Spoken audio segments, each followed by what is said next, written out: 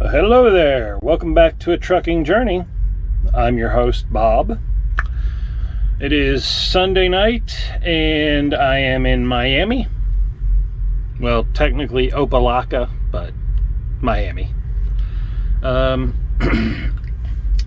Did something that I've always talked about not doing.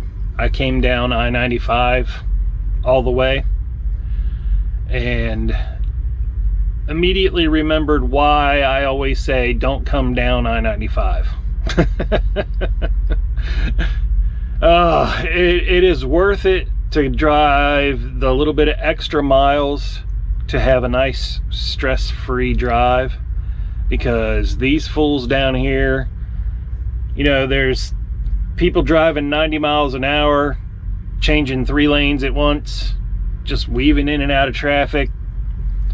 And then you've got idiots doing 45 or 50 miles an hour, just clogging up the whole damn highway in all different lanes.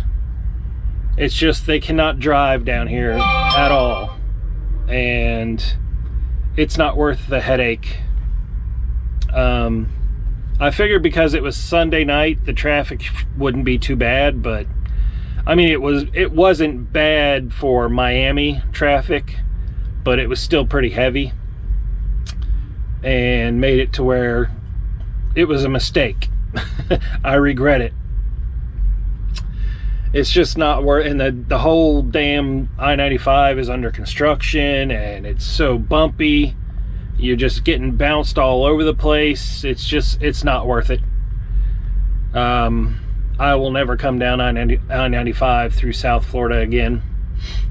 US 27 is the much nicer way to go. Thought about spending the night up in South Bay, at that little truck stop I like with the good Cuban food. And it probably would have been about an hour and a half, maybe 2 hours drive in the morning. But my appointment is, well, convoy says 9:30, so I'm sure it means 10 o'clock. So that would mean morning rush hour traffic. So didn't really want to do that. So that's why I just came on down here tonight. And like I said, I looked through the Google satellite imagery and it looked like trucks park up and down these streets because there's just a whole bunch of warehouses in this area of Miami. So I wish that thing would stop beeping. So there's trucks parked all over through here. So I'm parked like literally right outside the Winn Dixie warehouse. So in the morning when my break is up, I'll just go check in and see how long it takes them to get me a door and get me unloaded. I'm going into this expecting it to be horrible. When you come to these places, especially CNS, Winn Dixie, you can almost guarantee it's going to be at least 4 hours. So that's probably why they gave me until Tuesday afternoon to return the empty trailer. That's why I'm not going to book anything until I know what time I got out of, what time I get out of here and when I'll be back to Jacksonville, or when I can pick something up along the way back to Jacksonville, whatever. So it would be useless to, go on the app and try to book a load tonight, because you could end up sitting here for 8 hours. You just never know. So I stopped and got me some food, some sandwiches and some fruit and stuff, and I'm parked here right outside the warehouse and gonna have me a little dinner, get some sleep. The moon is really huge tonight. It doesn't feel too hot. Luckily, I got to drive during the day and sleep at night, so hopefully it won't be too hot to sleep tonight. I think it's supposed to be like 70, 71 degrees, which I've got like 2 fans, and open both vent windows, get some cross breeze blowing through there. It should be okay. But that's about it, I think. Yeah, just never ever come down I-95 again. It's been so long since I did it, I kind of wanted to do it again just to refresh my memory, and within like 2 or 3 miles of it, I was like, yeah, this was a mistake. I regret this. I definitely will be going back home up US 27 through the swamp. But I'll check in with y'all tomorrow, let you know how it's going at Winn, Dixie. Talk to you later.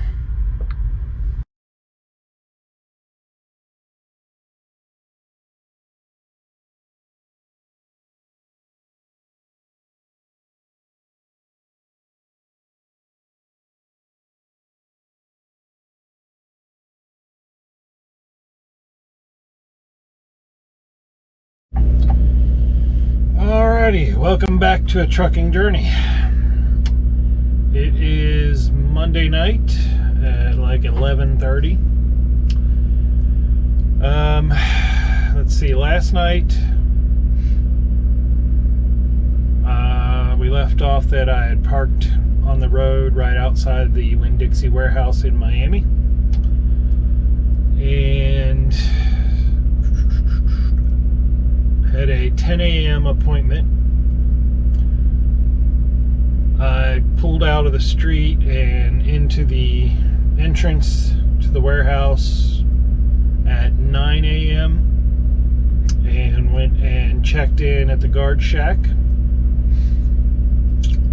The way they do things down there is just really weird. The way that the whole entrance is configured, and everybody just like kind of parks in the driveway, and then you walk up to the guard gate and check in, and then go back and sit in your truck and wait for them to call you to give you a dock door.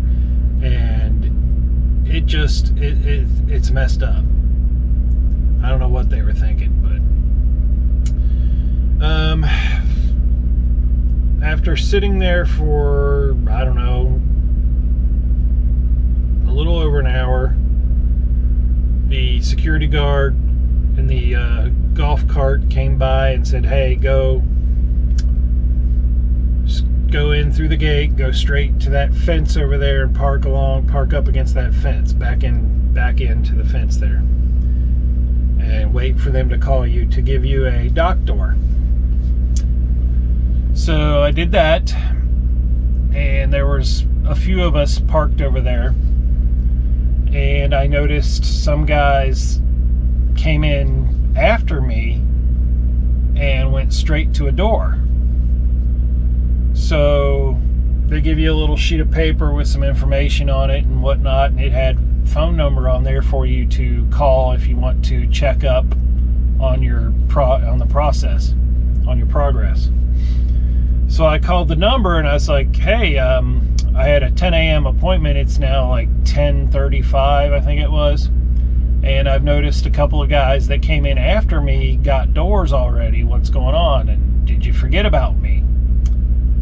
And he tried to play it off like they didn't forget about me, but I'm pretty sure they did. So he's like, let me call you right back. And he called me back a couple minutes later and told me to go to door 33, and they make you disconnect from your trailer, pull out and park in front of it. They give you a Ziploc bag to put all your bills in and throw it in the back of the trailer. And then when they're done unloading you, there's no red and green light. They just call you and say, go ahead and hook up to your trailer and take off. And they put the bills back in the Ziploc bag and throw it in the back of the trailer.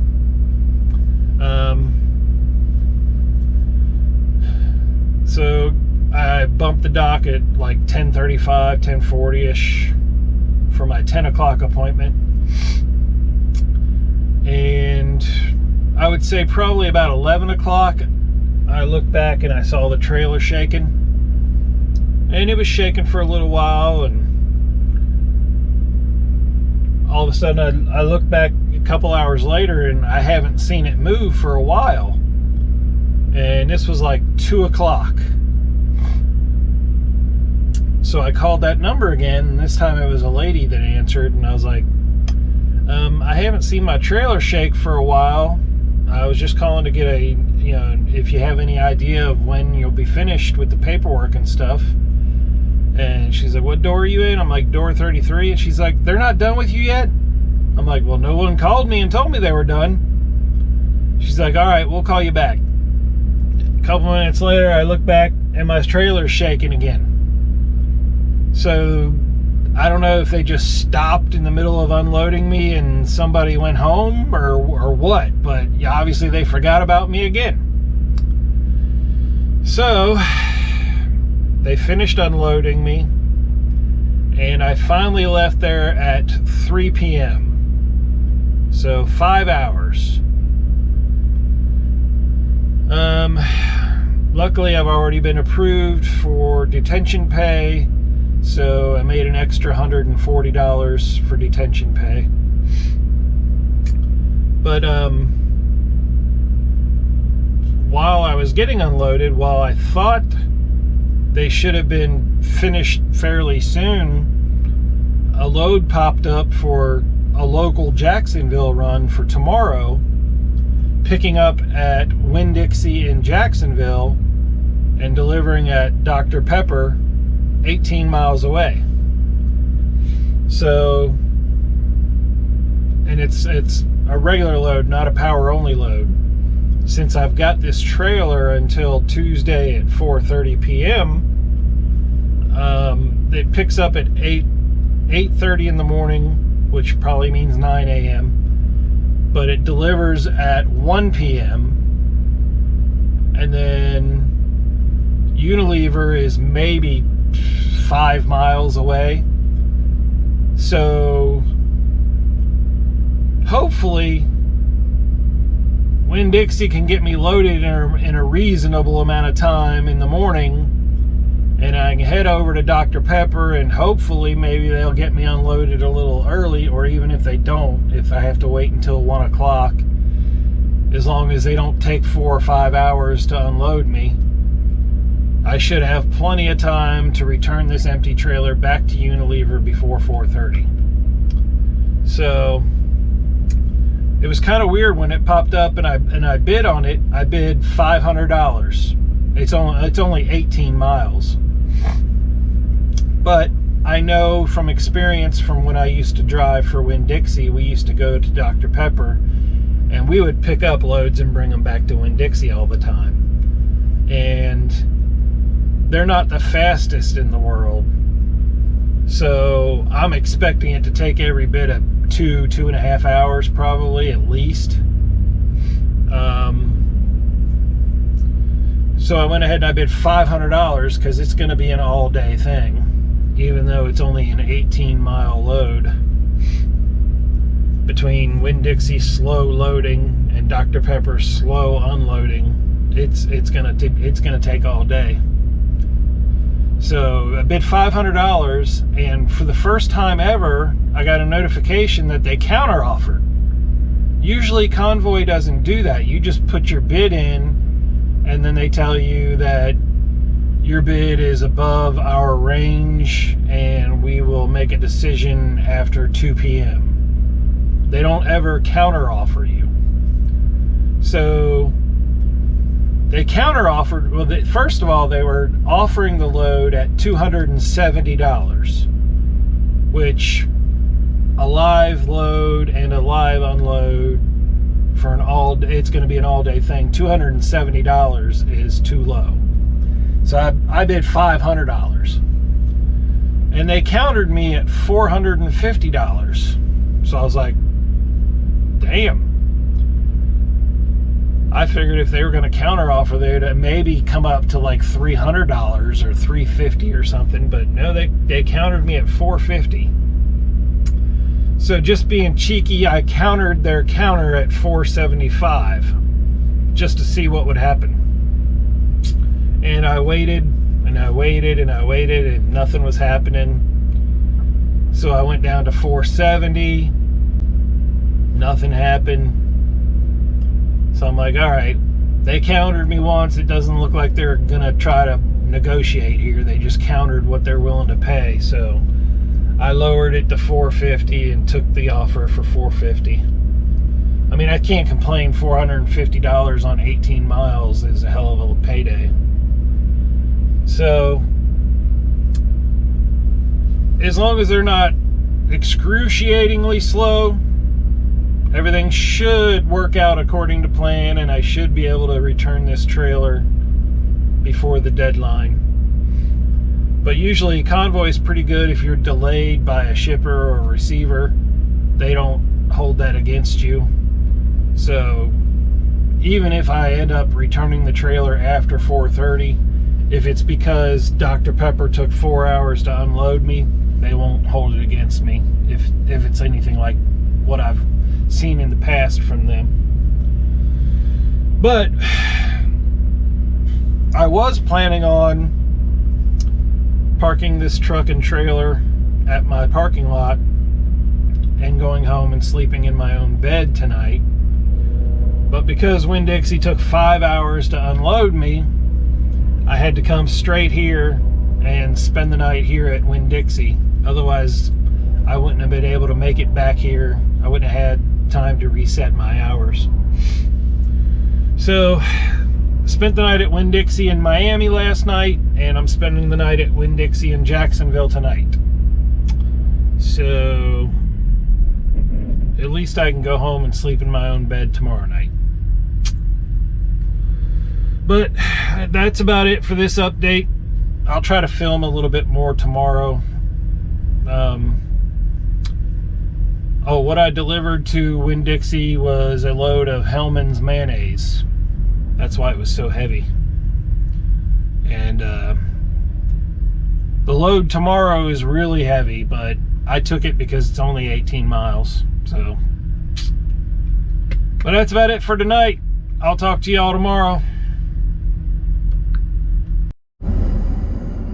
Well, it's another one of those days. Spent the night last night at Winn Dixie in Jacksonville. Let's see, my appointment was for 9 a.m. Left there at noon. Went to Dr. Pepper to deliver this load, which is 13 miles down the road. Go into the gate, check in at the security guard shack. They said, oh no, this merchandise goes to the other part of the warehouse, so you have to go over there on the other end of the warehouse and check in with them. So go all the way around the other side of the warehouse, go check in with that guard shack. That takes forever. She calls on the radio, talks to somebody, and says, oh no, this belongs to the other side of the warehouse. You need to go back over there and check in with them. So go all the way around the building back to the other guard shack, tell them that she said it's your stuff. Then get told, well, there's no record of this load in the system. There's no delivery appointment. It's not expected today. We can't unload it today. So contact convoy, leave a message with the supervisor, wait for a supervisor to call me back. Sit there for 3 hours with no callback. In the meantime, I'm trying everything I can. I contacted Winn Dixie, and you may not know, I worked there as a local driver for them for the past almost 7 years. So I know the people over there. I figure maybe I can see if they can help me out. So I call them. They gave me 2 other numbers to try. And so I go back to the guard shack, and they say, nope, none of those numbers are in our system. You're gonna have to reschedule this, make an appointment for a delivery, and bring it back. So I'm supposed to return this empty trailer at Unilever at 4:30. So that's not happening now. And I call Winn Dixie back and talk to the dispatch lady and told her what was happening. And I said, look, I got to bring this stuff back. You got to take it off the trailer. I got to return this trailer today. So she's like, okay, just bring it back. So I show up and I'm like, I go into the dispatch office and I was like, you know, all right, I'm here. I need a door and I need somebody to unload this stuff. So she calls the return department, is the one who's in charge of this particular merchandise. And the manager's like, no, we ship that out. Once it's on the trailer, that's it. It's not our stuff anymore. So apparently the dispatcher didn't clear it with the department manager for me to bring the stuff back. So now I'm stuck with this loaded trailer, and I guess Convoy's gonna have to get in touch with the receiver and schedule a delivery appointment. But in the meantime, I have a load that I'm supposed to pick up tomorrow. Now that's in jeopardy. So yeah, I'm screwed. This has just been a load from hell. Winn Dixie sucks. I should have known that from working there so long, but I figure $450 for a 13-mile load was too good to pass up, and now it's come back to bite me in the ass. So I just parked the truck here at the lot with the trailer loaded, and I'm gonna go get me something to eat and go home, and the Convoy and the shipper and receiver can work this all out, and I'll just get detention layover pay. But that's it for now. Thanks for watching. Please subscribe. I need the help.